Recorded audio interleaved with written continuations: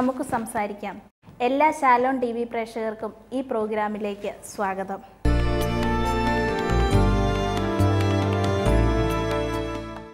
ഇന്ന് ദുബായിൽ നിന്ന് ജെറോം അങ്കിൾ അയച്ച ഒരു ലെറ്ററാണ് നമുക്ക് ലഭിച്ചിരിക്കുന്നത്. പ്രിയമുള്ള അവരാച്ചൻ അങ്കിൾ, തങ്കമ്മാൻറ്റി, ശാലോൺ TVയിലെ നമുക്ക് സംസാരിക്കാം പ്രോഗ്രാമിൻ്റെ ചില എപ്പിസോഡുകൾ കാണുവാൻ സാധിച്ചു. എല്ലാം കാണുവാൻ എനിക്ക് സാധിച്ചില്ല. ഞങ്ങളുടെ കുടുംബജീവിതം കുറേയൊക്കെ മെച്ചപ്പെടുത്തുവാൻ ഈ പ്രോഗ്രാം ഞങ്ങളെ സഹായിച്ചിട്ടുണ്ട്. ദാമ്പത്യ ജീവിതം സന്തോഷപൂർണ്ണമാക്കാൻ ദമ്പതികൾ ശ്രദ്ധിക്കേണ്ട കാര്യങ്ങളെക്കുറിച്ച് ഒന്നുകൂടി പറയുകയാണെങ്കിൽ, എന്നെപ്പോലെ എല്ലാ എപ്പിസോഡുകളും കാണാൻ സാധിക്കാത്ത എല്ലാവർക്കും അതൊരു ഉപകാരപ്രദമായിരിക്കും. ഞങ്ങളുടെ ഈ ആവശ്യം നിറവേറ്റുമെന്ന് പ്രതീക്ഷിച്ചുകൊണ്ട് ജെറോം, ദുബായ്. എല്ലാ എപ്പിസോഡുകളും കാണാൻ സാധിക്കാത്ത ദമ്പതികൾക്കായി ഒന്നുകൂടി എല്ലാ കാര്യങ്ങളും പറയാൻ സാധിക്കും. ദാമ്പത്യം ഒരു ദൈവ വിളിയാണ്.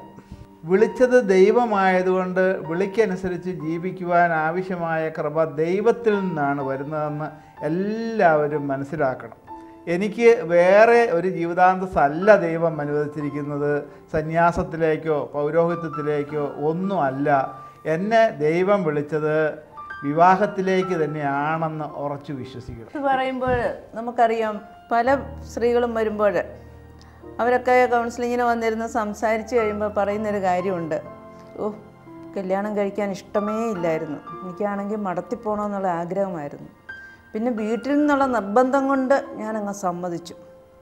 അങ്ങനെ പറയുമ്പോൾ അവരുടെ ഉള്ളിൻ്റെ ഉള്ളിൽ എപ്പോഴുമുണ്ട്, എന്നെ ദൈവം ഇങ്ങോട്ട് വിളിച്ചതല്ല, അവിടെ ആയിരുന്നെങ്കിൽ എനിക്ക് നന്നായിട്ട് ജീവിക്കാം എന്നൊരു തോന്നൽ. ഇതുതന്നെയാണ് ഇപ്പോൾ പറഞ്ഞത്, ദൈവത്തിൽ നിന്ന് വന്ന ഒരു വിളിയാണിത്. ദൈവം എന്നെ ഇങ്ങോട്ട് തന്നെയാണ് വിളിച്ചിരുന്നത്. ഓരോ സ്ത്രീകളും ബോധ്യപ്പെടണം, പ്രത്യേകിച്ച് സ്ത്രീകളിലാണ് ഇത് കാണുന്നത്. അതുപോലെ തന്നെ മനസ്സിലാക്കിയിരിക്കേണ്ടത്, ദൈവമാണ് എനിക്കൊരു പങ്കാളിയെ നിശ്ചയിച്ചുറപ്പിച്ച് തന്നതെന്ന്. അനാദിയിലെ ഇവൾ നിനക്കായി നിശ്ചയിക്കപ്പെട്ടതാണെന്ന് നമ്മൾ പഠിക്കുന്നുണ്ട്. അപ്പോൾ എനിക്കായിട്ട് ഈ പങ്കാളിയെ ദൈവം തന്നതാണെന്നുള്ള ബോധ്യത്തിൽ സ്വീകരിക്കണം. ഇന്ന് പലരും വിവാഹം കഴിച്ചതിന് ശേഷം പറയാറുണ്ട്, ഇടക്കാരനെന്ന് പറ്റിച്ചതാണ്. ആ ഇട പറഞ്ഞ ആൾ ഒത്തിരി നല്ലതാണെന്ന് പറഞ്ഞതുകൊണ്ട് എൻ്റെ വീട്ടുകാർ അന്ധമായിട്ടങ്ങ് വിശ്വസിച്ചു. ഇങ്ങനെ എനിക്ക് ഇത് അവസാനം ഒരു കൂട്ടിച്ചേർക്ക്, ഇതെൻ്റെ വിധിയാണ്, ഈ വിധിയാണെന്നുള്ള ആ പറച്ചിൽ പിന്നെ ഞാൻ അനുഭവിച്ചേ പറ്റത്തുള്ളൂ. അതല്ല, ദൈവം എനിക്ക് വേണ്ടി ഒരുക്കിയിരിക്കുന്ന, അതുപോലെ തന്നെ ഈ ഭവനത്തിൽ ഈ മക്കളോ അല്ലെങ്കിൽ ഈ ഭർത്താവിനോടൊത്ത് ജീവിക്കുവാൻ വേണ്ടിയുള്ള കൃപ എനിക്ക് നൽകിയിട്ടുണ്ടെന്ന് ഓരോരുത്തരും വിശ്വസിക്കണം. എങ്കിൽ മാത്രമേ കുടുംബജീവിതം സന്തോഷകരമായിട്ട് പോകാൻ സാധിക്കുകയുള്ളൂ. ദൈവം തന്ന പങ്കാളിയെ ദൈവത്തിൻ്റെ കരങ്ങളിൽ നിന്ന് സ്വീകരിച്ച് അംഗീകരിച്ച് ബഹുമാനിക്കുക എന്നുള്ള പ്രധാനപ്പെട്ട കാര്യം. ആയിരിക്കുന്ന അവസ്ഥയിൽ തന്നെ അംഗീകരിച്ച് സ്വീകരിക്കണം. കുറവുകൾ കാണും, ബലഹീനതകൾ കാണും, ഒത്തിരിയേറെ കഴിവുകൾ കാണും. അപ്പോൾ അങ്ങനെയുള്ളതിനെല്ലാം നമ്മൾ അംഗീകരിക്കണം. ആയിരിക്കുന്ന അവസ്ഥയിൽ തന്നെ ആ പങ്കാളിയെ സ്വീകരിക്കാനായിട്ട് സാധിക്കണം. എങ്കിൽ മാത്രമേ നമുക്ക് ഇതിൽ സന്തോഷിക്കുവാനായിട്ട് സാധിക്കുകയുള്ളൂ.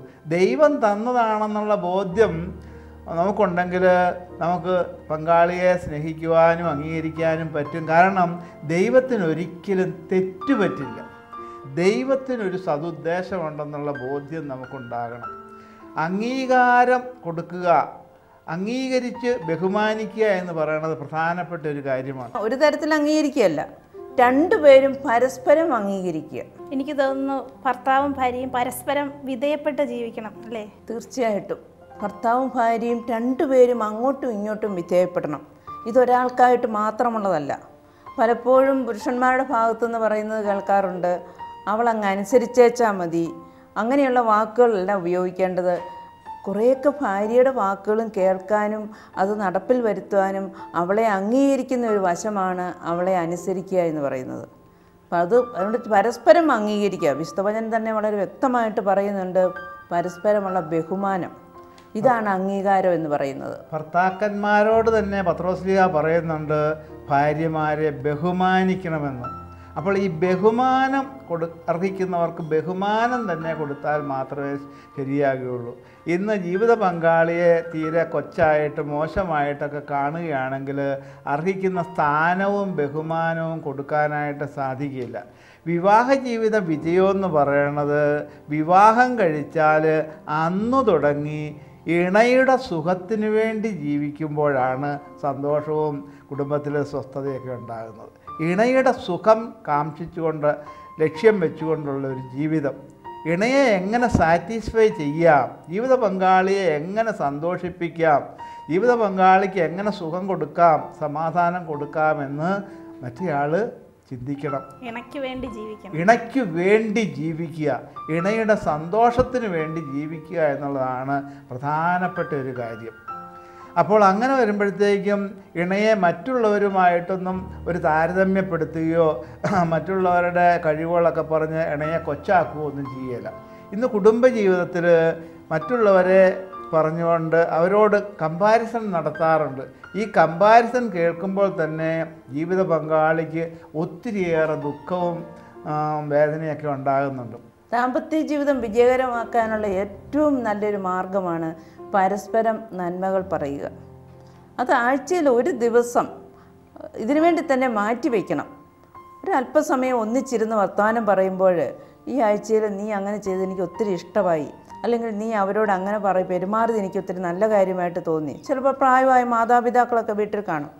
അവരെയൊക്കെ രക്ഷിക്കുക അല്ലെങ്കിൽ അവർക്ക് വേണ്ട ശുശ്രൂഷയൊക്കെ ഭാര്യ ചെയ്യുമ്പോൾ തൻ്റെ ജീവിത പങ്കാളി തനിക്ക് അപ്രീഷിയേറ്റ് ചെയ്യുമ്പോഴാണ് ഒത്തിരി സന്തോഷം തോന്നുന്നത്. അതുപോലെ ഭർത്താവ് ചെയ്യുന്ന കാര്യങ്ങളിൽ, ഭർത്താവ് പുറത്തു പോയിട്ട് അല്ലെങ്കിൽ മറ്റെവിടെയെങ്കിലും നല്ല കാര്യങ്ങൾ ചെയ്തു, അല്ലെ വീട്ടിൽ തന്നെ നിസ്സാരമായിട്ട് നമുക്ക് ഓർക്കാം ഏതെല്ലാം കാര്യങ്ങൾ ജോലിയിൽ സഹായിച്ചു തരുന്നു. നിങ്ങളിന്ന് എനിക്ക് അത്രയും ചെയ്തു തന്നപ്പോൾ എനിക്ക് ഒത്തിരി ബുദ്ധിമുട്ട് കുറവുണ്ടായിരുന്നു, അതുകൊണ്ട് എൻ്റെ പണികളൊക്കെ വേഗം തീർന്നു. കുടുംബജീവിതം സന്തോഷകരമായി നടന്നു നീങ്ങാനുള്ള ഏറ്റവും നല്ലൊരു കുറുക്ക് വഴിയാണ് പരസ്പരമുള്ള ഈ അപ്രീഷിയേറ്റ് ചെയ്ത്. നമ്മുടെയൊക്കെ കുടുംബങ്ങളിൽ, പ്രത്യേകിച്ച് നമ്മുടെ സമൂഹത്തിൽ നിന്ന് ഇത് വിട്ടുപോയി. ഞാനിത് വല്ലതും പറഞ്ഞാൽ അവളങ്ങ് പൊങ്ങിപ്പോകും, പിന്നെ അവൾ നിലത്തെങ്ങും അല്ല നിൽക്കുന്നത്. ഭർത്താവിനോടാണെങ്കിലും അതൊക്കെ അദ്ദേഹം ചെയ്തു തരേണ്ടതല്ലേ, പിന്നെ ഞാനെന്തിനാ പറയുന്നത്? ഇങ്ങനെ ഒരു തോന്നലാണ് ഭാര്യയുടെയും ഭർത്താവിൻ്റെയും ഉള്ളിൽ കിടക്കുന്നത്. പക്ഷെ അത് മാറ്റി വെച്ചിട്ട് നമുക്ക് കൈകോർത്ത് ചിരിച്ചുകൊണ്ട് സന്തോഷത്തോടെ എൻ്റെ ഭർത്താവിൻ്റെ മുഖത്തെ സന്തോഷം കാണുന്നതാണ് എനിക്ക് ഏറ്റവും വലിയ സുഖമെന്ന് ചിന്തിച്ചുകൊണ്ട് പറയാൻ അവൾക്ക് സാധിക്കണം. പ്രത്യേകിച്ച് കുറ്റപ്പെടുത്താതെ, കുറ്റം പറയാതെ, പരിഹസിക്കാതെ ഇരിക്കാനായിട്ട് പ്രത്യേകം ശ്രദ്ധിക്കേണ്ടതുണ്ട്. ഇന്ന് പലപ്പോഴും ഭാര്യാഭർത്തൃ ബന്ധത്തിൽ ഇങ്ങനെയുള്ള കാര്യങ്ങൾ വളരെയേറെ ഉണ്ടാകുന്നുണ്ട്. പരിഹാസ വാക്കുകൾ പോലും കൂടി ഉപയോഗിക്കുന്നുണ്ട്. അപ്പോൾ അങ്ങനെയുള്ള വാക്കുകളൊക്കെ ഉപയോഗിച്ചാൽ ജീവിത പങ്കാളി നമ്മിൽ നിന്ന് അകന്നു പോകുകയുള്ളൂ എന്നുള്ള ചിന്ത നമുക്കുണ്ടാകും. പലരും നന്നാക്കി എടുക്കാനുള്ള ഒരു ശ്രമം, ജീവിത പങ്കാളിയുടെ സ്വഭാവത്തിൽ മാറ്റം വരുത്താൻ വേണ്ടിയിട്ട് ജീവിത പങ്കാളിയെ നന്നാക്കി എടുക്കാനുള്ള ശ്രമമാണ് കൂടുതലായിട്ട് നടക്കുന്നത്. വീട്ടിലായിരിക്കുമ്പോൾ മക്കളുടെ കേൾക്കൽ, ഇനി അമ്മയ്ക്ക് എന്തെങ്കിലും കുറവുണ്ടെങ്കിൽ പോലും അപ്പൻ അമ്മയെ ഒത്തിരി ബഹുമാനിക്കുന്നുണ്ട്, അമ്മ പറയുന്ന കാര്യങ്ങൾ അപ്പൻ ഒത്തിരി ശ്രമിക്കുന്നുണ്ട്, അപ്പച്ചന് അമ്മച്ചിയോട് നല്ല സ്നേഹമാണെന്ന് മക്കൾക്ക് തോന്നണം. എങ്കിൽ മാത്രമേ ആ അമ്മയ്ക്ക് അവിടെ വിലയുണ്ടാകുകയുള്ളൂ. അതുപോലെ തന്നെ സ്ത്രീകളുടെ ഭാഗത്തും അപ്പനാണ് ഇവിടുത്തെ കാര്യങ്ങൾ തീരുമാനിക്കുന്നത്, അപ്പനോട് ചോദിക്കാതെ ഞാനൊന്നും ചെയ്യില്ല, നമ്മുടെ അപ്പച്ചൻ നല്ലവനാണ്, അപ്പന് പല പല കഴിവുകളുണ്ട്, ഇതൊക്കെ അപ്പൻ്റെ അസാന്നിധ്യത്തിൽ മക്കളുടെ അടുക്കൽ നിരത്തുമ്പോഴാണ് കയറി വരുന്ന അപ്പനെ ബഹുമാനിക്കാൻ മക്കൾക്ക് സാധിക്കുന്നത്. അപ്പോൾ ഇന്ന് കുടുംബജീവിതത്തിൽ പരസ്പരം അസ്വസ്ഥതയുണ്ടാകുന്നത്, അപ്പനില്ലാത്തപ്പോൾ അപ്പൻ്റെ കുറ്റം മക്കളോട് പറയും.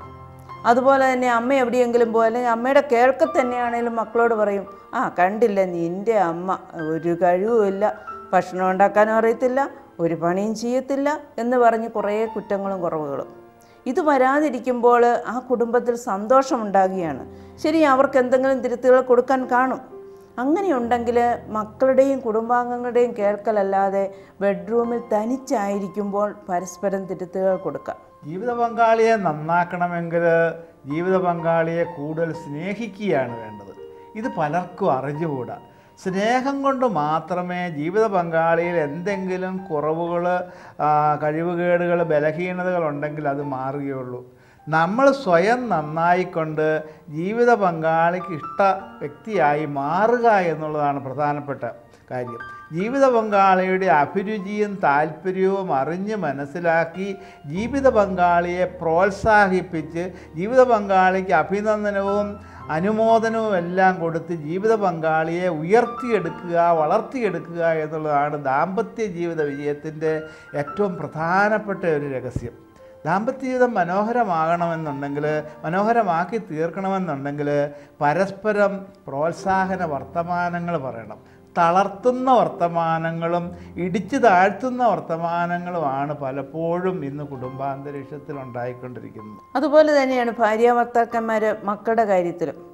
മക്കളുടെ കേൾക്കൽ ഒരു കാരണവശാലും അപ്പൻ അമ്മയുടെ കുറവുകളും കുറ്റങ്ങളും നിരത്തരുത്. അതുപോലെ തന്നെ ഭർത്താവിൻ്റെ കാര്യത്തിൽ അപ്പച്ചൻ എവിടെയെങ്കിലും പുറത്തു പോയിരിക്കാതിരിക്കാം. ആ സമയത്ത് ആവശ്യമില്ലാതെ ഇരുന്ന കുറ്റങ്ങളും കുറവുകളും അപ്പൻ്റേതും പറയരുത്. അപ്പനും അമ്മയും പരസ്പരം പറയുമ്പോൾ മക്കളുടെയും വീട്ടുകാരുടെയും കേൾക്കൽ നല്ലത് മാത്രം പറയാൻ നോക്കൂ. അങ്ങനെ ആകുമ്പോൾ മാത്രമേ മക്കളും ഈ അപ്പനെയും അമ്മയും ബഹുമാനിക്കുകയുള്ളൂ. അപ്പച്ചൻ എന്ത് പറഞ്ഞാലും അമ്മച്ചിയെ ഇഷ്ടമാണ്, അല്ലെങ്കിൽ അമ്മച്ചിക്ക് കുറേ സ്ഥാനമുണ്ട് എന്ന് അവർക്ക് തോന്നണം. അപ്പനും അമ്മയ്ക്കും ഒരേ അഭിപ്രായമായിരിക്കണം അല്ലേ? സാമ്പത്തിക കാര്യമാണെങ്കിലും കുട്ടികളുടെ വളർത്തലിലാണെങ്കിലും മറ്റ് ജോലി കാര്യങ്ങൾ, പണി കാര്യങ്ങളൊക്കെ ആണെങ്കിലും അവിടെയെല്ലാം രണ്ടുപേരും അറിഞ്ഞും ആലോചിച്ചും തീരുമാനങ്ങൾ എടുത്തും വേണ്ട രീതിയിൽ നടത്തുകയാണെങ്കിൽ കുടുംബത്തിൽ ഒരു സ്ഥലത്തും ഒരു പ്രശ്നം ഉണ്ടാകുകയില്ല. ജീവിത പങ്കാളിക്ക് തോന്നും എനിക്കും ഈ കുടുംബത്തിൽ സ്ഥാനമുണ്ട്, ഞാനും ഈ കുടുംബത്തിലെ ഒരു അംഗമാണെന്നൊക്കെ തോന്നണമെന്നുണ്ടെങ്കിൽ രണ്ടുപേരും കൂടി ആലോചിച്ച് കാര്യങ്ങളെല്ലാം നടപ്പിൽ വരുത്തണം. ഇത് വളരെ പ്രധാനപ്പെട്ട കാര്യം. ഇന്ന് കുടുംബാന്തരീക്ഷത്തിൽ ചെറിയ ചെറിയ കാര്യങ്ങൾ വളരെ വലുതാക്കിക്കൊണ്ട് ചെറിയ ചെറിയ പ്രശ്നങ്ങൾ, കുഞ്ഞു കുഞ്ഞു നീരസങ്ങൾ, പിണക്കങ്ങൾ ഊതി വീർപ്പിച്ച് അത് വലുതാക്കി വലിയ പ്രയാസങ്ങൾ സൃഷ്ടിക്കുന്നതായിട്ട് കാണാൻ പറ്റും. ഒത്തിരിയേറെ വിട്ടുവീഴ്ച മനോഭാവവും ക്ഷമിക്കാനുള്ള സന്നദ്ധതയൊക്കെ ഉണ്ടാകണം. ചെറിയ ചെറിയ പ്രശ്നങ്ങൾ കുടുംബത്തിലുണ്ടാകും. സുഖ ദുഃഖ സമ്മിശ്രമാണ് കുടുംബജീവിതം നമ്മൾ പറയുന്നത്. അതുകൊണ്ടാണ് സുഖമുണ്ട് ദുഃഖമുണ്ട്. അപ്പോൾ അങ്ങനെയുള്ള അവസരങ്ങളിൽ അതിനെയെല്ലാം വേണ്ട രീതിയിൽ കൈകാര്യം ചെയ്യാനായിട്ട് രണ്ടു പേർക്കും സാധിക്കണം. കണ്ടില്ല, കേട്ടില്ല, അറിഞ്ഞില്ല എന്നുള്ള ഈ മനോഭാവമൊക്കെ ഓരോരുത്തരും പുലർത്തണം. ചിലപ്പോൾ മറ്റേയാളിൻ്റെ സ്വഭാവത്തിൻ്റെ പ്രത്യേകത കൊണ്ട് അല്പം ദേഷ്യത്തോടെ സംസാരിച്ച് കാണും, അരിശത്തോടെ സംസാരിച്ച് കാണും. അതൊക്കെ മനസ്സിലാക്കിക്കൊണ്ട് ആ ആളിനെ സ്വാന്തനപ്പെടുത്തുവാനും ആ ആളിന് കൂടുതൽ സ്നേഹം കൊടുക്കുവാനും ഒക്കെ നമുക്ക് സാധിക്കണം. അതുപോലെ സ്വന്തം വീട്ടിലെ മുഴുപ്പ് പറച്ചിലും കുടുംബജീവിതത്തിൽ വളരെയധികം പ്രശ്നങ്ങളുണ്ടാക്കും. അത് സ്വന്തം ജീവിതത്തിലെ മുഴുപ്പ് പറച്ചിലെന്ന് പറഞ്ഞാൽ ഭാര്യയ്ക്ക് മാത്രമല്ല, ഇത് ഭർത്താവിൻ്റെ ഭാഗത്തും ഉണ്ടാകാറുണ്ട്. ഞാൻ ആരാണ്, പണ്ടൊരു എപ്പിസോഡ് ഞങ്ങളിത് പറഞ്ഞതാണ്, ഞാൻ ആരാണെന്നറിയാമോ, നിനക്കിവിടെ വരാനുള്ള യോഗ്യതയില്ല എന്നൊക്കെ പറയുന്ന പുരുഷന്മാർ. സ്ത്രീകളും കുറവല്ല. ഞാൻ എൻ്റെ വീട്ടിൽ എങ്ങനെ ജീവിച്ചതാണെന്നറിയാമോ, എനിക്കിവിടെ വരേണ്ടി വന്നല്ലോ, ഇതൊക്കെ എൻ്റെ വിധിയാണ്, ഇങ്ങനെയുള്ള പറച്ചിൽ. അതുപോലെ തന്നെ ദമ്പതിമാർ നന്നായിട്ട് പ്രത്യേകം ശ്രദ്ധിക്കേണ്ട ഒരു കാര്യമാണ് അവരുടെ പ്രാർത്ഥനാ ജീവിതം. കുടുംബ പ്രാർത്ഥന ഉണ്ടായിരിക്കാം, പള്ളിയിൽ പോക്കുണ്ടായിരിക്കാം, ഇതൊക്കെ ശരിയാണ്. എങ്കിൽ പോലും ഒരു നല്ല ദാമ്പത്യ ജീവിതം മുന്നോട്ട് കൊണ്ടുപോകണമെന്നുണ്ടെങ്കിൽ ഭാര്യയും ഭർത്താവും പ്രഭാതത്തിൽ ഉണരുമ്പോൾ രണ്ടുപേരും തനിച്ചിരുന്ന് ഉണരുന്ന ആ കട്ടിലിൽ തന്നെ ഇരുന്ന് അല്പസമയം പ്രാർത്ഥിച്ച് അന്നത്തെ ജീവിതം ഈശോയുടെ കരങ്ങൾ സമർപ്പിച്ചിട്ട് കുഞ്ഞുങ്ങളെയും സമർപ്പിച്ചിട്ട് എണീറ്റ് പോകാവൂ.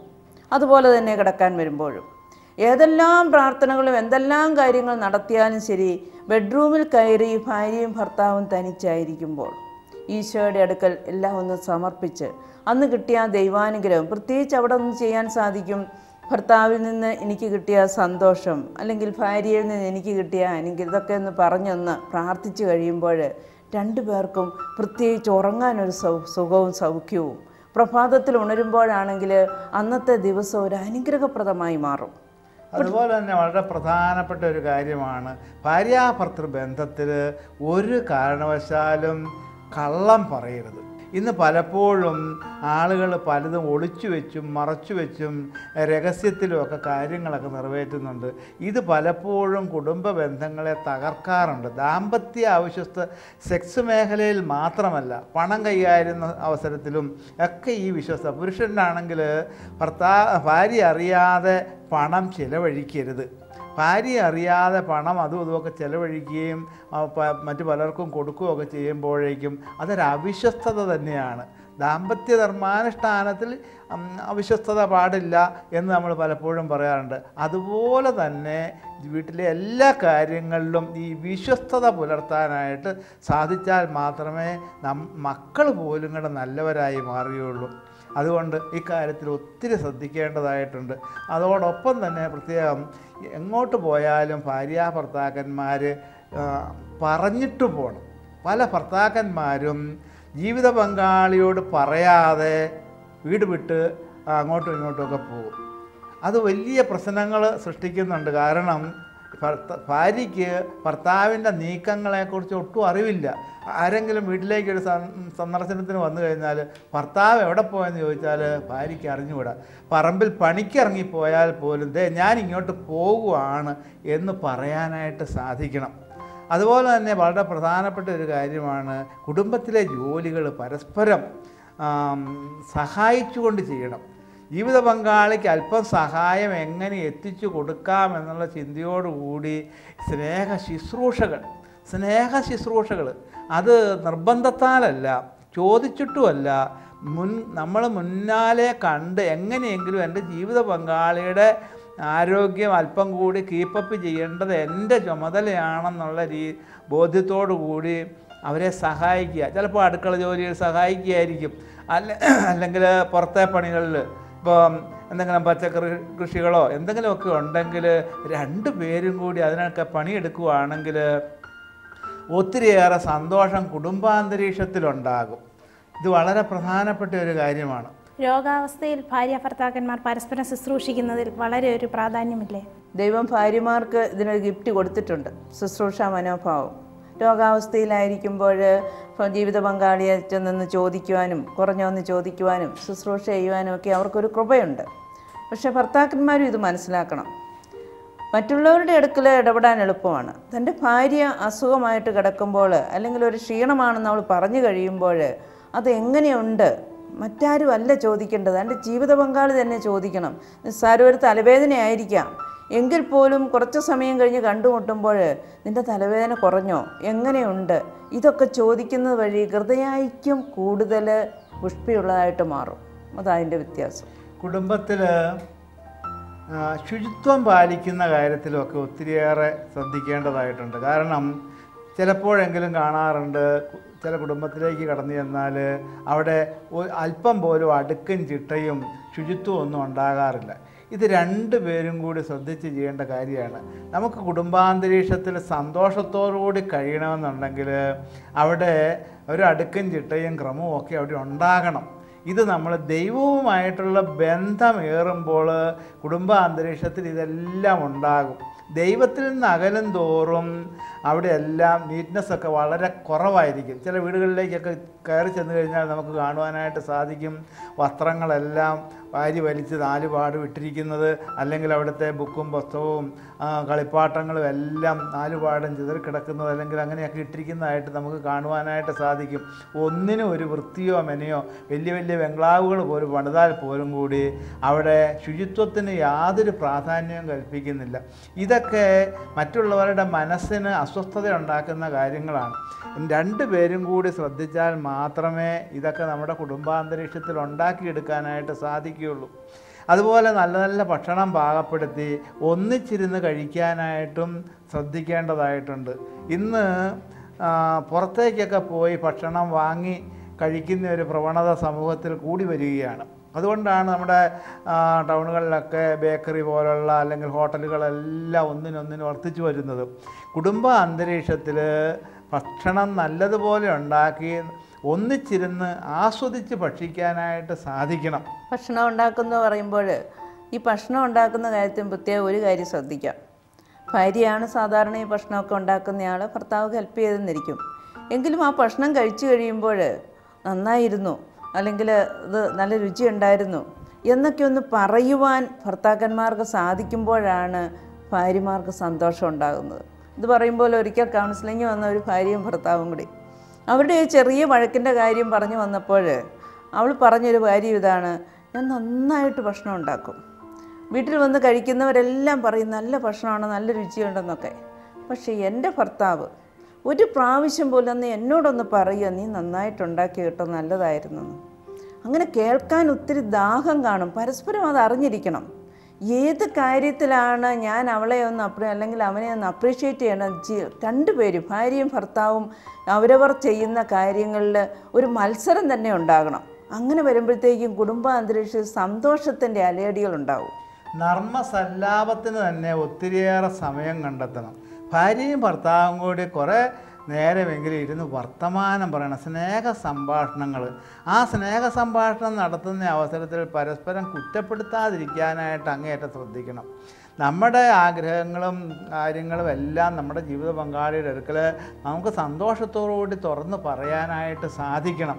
അങ്ങനെ ആ നർമ്മസല്ലാപവും ഒന്നിച്ചിരുന്നുള്ള ഭക്ഷണവും ഒന്നിച്ചിരുന്നുള്ള യാത്ര അതുപോലെയുള്ള കാര്യങ്ങളെല്ലാം ഉണ്ടാകുമ്പോൾ കുടുംബത്തിൽ ഏറെ സന്തോഷം അനുഭവിക്കാനായിട്ട് സാധിക്കും. ഒരു കൊച്ചു സ്വർഗത്തിൻ്റെ ആ പതിപ്പ് ആ കുടുംബാന്തരീക്ഷത്തിൽ ഉണ്ടാക്കി എടുക്കാനായിട്ട് നമുക്ക് സാധിക്കും. ഒരു കാര്യം കൂട്ടിച്ചേർക്കാൻ പറ്റും. ഭാര്യയും ഭർത്താവും കൂടി നന്നായിട്ട് സംസാരിക്കുകയും വർത്താനം പറയുകയും ചെയ്യുന്നവരാണെങ്കിൽ അവർക്ക് പുറത്ത് ഫ്രണ്ട്ഷിപ്പ് പിന്നെ കുറവാണ്. സ്ത്രീകൾക്കാണെങ്കിലും ശരി, പുരുഷന്മാർക്കാണെങ്കിലും ശരി, അവർക്ക് എല്ലാം തുറന്നു പറയാൻ അങ്ങോട്ടും ഇങ്ങോട്ടും അവർ തന്നെ മതി. അപ്പോൾ മറ്റ് കാര്യങ്ങളിലേക്ക്, അല്ലെങ്കിൽ വാസ്തവം പറയുകയാണെങ്കിൽ സ്ത്രീകളുടെ ഈ പരദൂഷണം തന്നെ ഒരു പരിധി വരെ കുറയാനുള്ള ഏറ്റവും നല്ല കുറുക്ക് വഴിയാണ് തൻ്റെ ഭർത്താവുമായിട്ട് കൂടുതൽ വർത്തമാനം പറയുക. അങ്ങനെ വർത്തമാനം പറഞ്ഞ് തുടങ്ങി ശീലിച്ചാൽ പിന്നെ അവർക്ക് അങ്ങോട്ടും ഇങ്ങോട്ടും മറയില്ലാതെ എല്ലാം സംസാരിക്കാൻ പറ്റും. അപ്പോൾ തന്നെ ഒരു ചിരിയും ഒരു സന്തോഷവും കുറേ നേരം വർത്തമാനം പറഞ്ഞ് ഇരിക്കാനൊരു സമയമൊക്കെ കണ്ടെത്തും. കുടുംബത്തിൽ മറ്റംഗങ്ങളുണ്ടെങ്കിൽ, മാതാപിതാക്കൾ, സഹോദരങ്ങൾ, വേറെ ആരെങ്കിലുമൊക്കെ ഉണ്ടെങ്കിൽ അവരെയും കൂടി കുറച്ച് സമയമൊക്കെ ഈ സംസാരത്തിൽ പങ്കു ചേർക്കണം. കാരണം അവർക്ക് ഒരു ലൊള്ളിനെസ്, തനിച്ചുള്ള അവസ്ഥ ഉണ്ടാകാനായിട്ട് ഇടയാകരുത്. മാതാപിതാക്കൾ കാണും, സഹോദരങ്ങൾ കാണും, പ്രിയപ്പെട്ടവർ ആരെങ്കിലുമൊക്കെ നമ്മുടെ കുടുംബത്തിൽ കാണും. എല്ലാവരും ഒരുപോലെ നീങ്ങിയാൽ മാത്രമേ കുടുംബജീവിതം മനോഹരമായി തീരുകയുള്ളൂ. ആർക്കെങ്കിലും ഒരാൾക്ക് എന്തെങ്കിലും തരത്തിലുള്ള അസ്വസ്ഥതയുണ്ടെങ്കിൽ, ഒരാൾ ഈ കാര്യങ്ങളിലൊന്നും പങ്കുചേരാതെ വിട്ടു നിൽക്കുകയൊക്കെ ആണെങ്കിൽ നമുക്കൊരു സ്വൈര്യവും സ്വസ്ഥതയൊന്നും ഉണ്ടാകത്തില്ല. അപ്പോൾ ഈ കാര്യത്തിൽ ശ്രദ്ധിക്കണം. എല്ലാവരെയും കോർത്തിണക്കി കൂട്ടിയിണക്കി കൊണ്ടുപോകാനായിട്ട് സാധിച്ചാൽ മാത്രമേ കുടുംബജീവിതം മനോഹരമായി തീരുകയുള്ളൂ. അതുകൊണ്ട് ഈശോ പറഞ്ഞു, കൃപ ലഭിച്ചവർക്ക് മാത്രമേ ഇത് സാധിക്കുകയുള്ളൂ എന്ന്. വിവാഹ ജീവിതം, കുടുംബജീവിതം മനോഹരമാക്കി തീർക്കണമെങ്കിൽ കൃപ ലഭിച്ചവർക്ക് മാത്രമേ സാധിക്കുകയുള്ളൂ എന്ന് ഈശോ വിശുദ്ധ മത്തായിയുടെ സുവിശേഷം 19-ാം അധ്യായം 11-ാം തിരുവചനത്തിൽ പറഞ്ഞിട്ടുണ്ട്. അപ്പോൾ ഈ കൃപ നമുക്ക് ലഭിക്കുന്നത്, കൃപ നമ്മളിലേക്ക് ഒഴുകി വരുന്നത് കൂദാശകളിലൂടെയാണ്. അപ്പോൾ കൂദാശകൾ ഏറ്റവും യോഗ്യതയോടുകൂടി സ്വീകരിച്ച്, യോഗ്യതയോടുകൂടി കൂദാശകൾ അടുക്കൽ പരികർമ്മം ചെയ്യണം. കുംഭസാരം, പരിശുദ്ധ കുർബാനയുടെ സ്വീകരണം, ദാമ്പത്യ ധർമാനുഷ്ഠാനം, ഇതൊക്കെ അടുക്കൽ ഉണ്ടാകണം. ഓരോ കൂദാശയിലൂടെയും ദൈവത്തിൻ്റെ കൃപ നമ്മിലേക്ക് ധാരാളമായിട്ട് ഒഴുകി വരും. അപ്പോൾ കൂദാശകളെക്കുറിച്ചൊക്കെയുള്ള ആ ബോധ്യങ്ങൾ നമുക്കുണ്ടാകണം. കൂദാശയാണ് പ്രധാനപ്പെട്ടതെന്നുള്ള ബോധ്യം നമുക്കുണ്ടായിക്കൊണ്ട് കൃപ ലഭിക്കാൻ വേണ്ടിയിട്ട് കൂദാശയ്ക്കായിട്ട് അടുക്കലാണ് അണയണം. അതുപോലെ തന്നെ ഞായറാഴ്ച ദിവ്യബലിയിൽ സംബന്ധിക്കലും വളരെ പ്രധാനപ്പെട്ട കാര്യമാണ്. കുറച്ചൊക്കെ പ്രാർത്ഥനയുണ്ട്, പക്ഷേ ചിലരെങ്കിലും ഞായറാഴ്ച ദിവ്യബലിയിൽ സംബന്ധിക്കാതെ വിട്ടു നിൽക്കുന്നൊക്കെ ഉണ്ട്. അങ്ങനെയൊക്കെ വന്നു കഴിഞ്ഞാൽ കുടുംബ അന്തരീക്ഷത്തിൽ ഈ യഥാർത്ഥ സമാധാനവും സന്തോഷവും ഉണ്ടാകുക അത്ര എളുപ്പമല്ല. സമാധാനം ദൈവത്തിൽ നിന്നാണ് വരുന്നത്. ഞാൻ നിങ്ങൾക്ക് എൻ്റെ സമാധാനം നൽകാമെന്ന് ഈശോ പറഞ്ഞു. ആ സമാധാനം ദൈവത്തോട് ചേർന്ന് നിൽക്കുന്നവർക്ക് കൂടുതലായിട്ട് കിട്ടുന്നതാണ്. അതുകൊണ്ടാണ് സഭാപ്രാസംഗികൻ്റെ പുസ്തകത്തിൽ പറയുന്നുണ്ട്, ദൈവത്തിൽ നിന്ന് അകന്ന് ആർക്കാണ് ഭക്ഷിക്കാനോ ആനന്ദിക്കാനോ സാധിക്കുന്നത്? തന്നെ പ്രസാദിപ്പിക്കുന്നവന് ദൈവം ജ്ഞാനവും അറിവും ആനന്ദവും പ്രദാനം ചെയ്യുന്നു. അപ്പോൾ ഈ ആനന്ദമെല്ലാം ദൈവത്തോട് ചേർന്ന് നിൽക്കുന്നവർക്ക് ലഭിക്കുന്ന ഒരു സമ്മാനമാണ്. അപ്പോൾ കൂടുതൽ ദൈവിക കാര്യങ്ങൾ തൽപരരാകുകയും ദൈവത്തിന് നിരക്കുന്ന വിധത്തിൽ ദൈവത്തിന് ഇഷ്ടപ്പെട്ട രീതിയിൽ നമ്മൾ ജീവിക്കുകയും ചെയ്യുമ്പോഴാണ് കുടുംബ അന്തരീക്ഷത്തിൽ ഈ വലിയ സ്നേഹവും സന്തോഷവും സൗഭാഗ്യവും ഒക്കെ അനുഭവിക്കാനായിട്ട് സാധിക്കുന്നത്. അപ്പോൾ ദൈവത്തിൻ്റെ കൃപ സ്വീകരിച്ചെങ്കിൽ മാത്രമേ കുടുംബജീവിതം സന്തോഷപൂർണ്ണമാക്കുവാൻ എല്ലാ ദമ്പതികൾക്കും സാധിക്കുകയുള്ളൂ. നമുക്ക് എല്ലാ ദമ്പതികൾക്കും വേണ്ടി ഈശോയുടെ പക്കൽ ഒന്ന് പ്രാർത്ഥിക്കാം. സ്നേഹപിതാവായ ദൈവമേ, വിവാഹമെന്ന കൂദാശയിലൂടെ ദാമ്പത്യ ജീവിതത്തിലേക്ക് കടന്നു വന്നിട്ടുള്ള എല്ലാ മക്കളെയും നിൻ്റെ പൊൻകരങ്ങളിലേക്ക് സമർപ്പിക്കുന്നു. അറിവില്ലായ്മ കൊണ്ട് പലപ്പോഴും പല പല കുറവുകൾ സംഭവിക്കാറുണ്ട്. കുടുംബാന്തരീക്ഷം ഏറ്റവും സന്തോഷകരമായി തീരേണ്ടതിന് പകരം പലപ്പോഴും വഴക്കവും പിണക്കവും ഒക്കെ ആയിട്ട് ജീവിക്കുന്നുണ്ട്. അങ്ങനെയുള്ള എല്ലാ ദമ്പതികളെയും നിൻ്റെ മുമ്പിലേക്ക് ഞങ്ങൾ സമർപ്പിക്കുകയാണ്.